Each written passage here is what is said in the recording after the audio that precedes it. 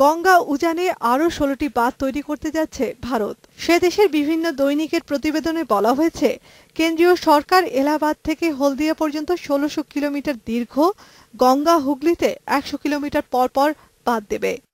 শুধু তাই নয়, প্রকল্পটি বাস্তবায়নের জন্য বিশ্ব ব্যাংকের কাছে ঋণ সহায়তা চাওয়ার পর পাটনায় প্রকল্প এলাকাও পরিদর্শন করেছে সংস্থাটির প্রতিনিধি দল।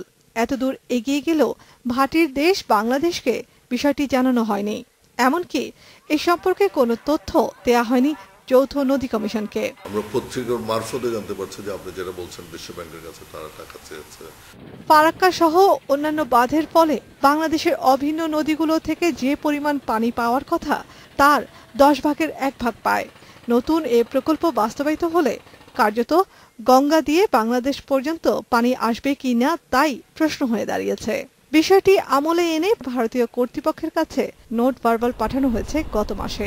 তাদের এক্সাক্ট প্রজেক্ট কি সেটা আমরা জানতে চেয়েছি। This was absolutely new project, যে আগে এটা নিয়ে কখনো কথা হয়নি, সেটা সম্বন্ধে আমরা জানতে চেয়েছি। জানলে আমরা যে পদক্ষেপ নেওয়ার দরকার সেগুলো আমরা নিব। ভারতের গণমাধ্যমে বলা হয়েছে, গঙ্গা ওয়াটারওয়ে প্রজেক্টের আওতায় বাঁধগুলো হবে মূলত ব্যারেজ ভিত্তিক। এর মাধ্যমে ধরে রাখা পানি থেকে শুষ্ক মৌসুমে সেচ সুবিধা নেওয়ার পাশাপাশি বিদ্যুৎ তৈরি করা হবে। এছাড়া অভ্যন্তরীণ নৌ পরিবহনের জন্য জলপথ তৈরি করা হবে।